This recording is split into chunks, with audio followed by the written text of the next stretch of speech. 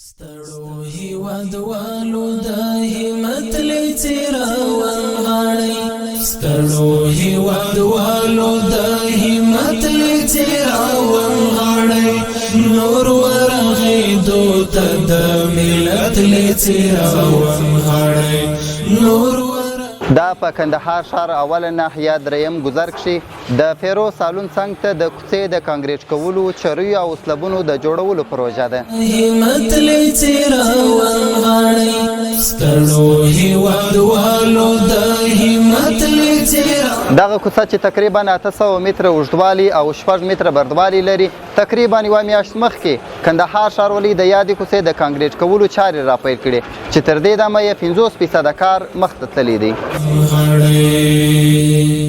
زمون دوره کورکو تاندو هلو مستقیم ارمان دغه انکشافي پروژه چې د کندهار ښاروالۍ په مالي نتیجه سره مخ ته ځي 10 کسانو ته پکښې د کار کولو زمینه برابره شوې ده چې 15 کسان مسلکي او 15 کسان په غیر مسلکي ډول کار کوي.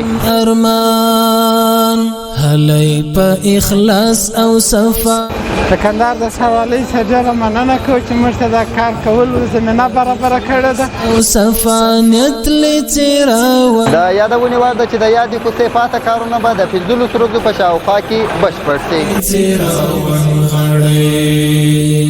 ستړو هیوادوالو د دغه کوڅې په کانکریټ کولو سره د یادې سیمې خلکو زیاته خوښي وښودل او د کندهار ښاروالۍ څخه یې ځانګړې مننه وکړل.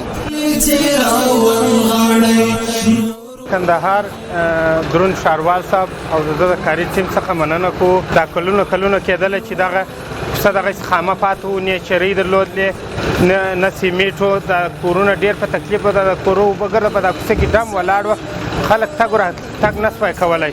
یوه نړۍ مننه د کندهار ښاروال صاحب او د کاري ټیم څخه.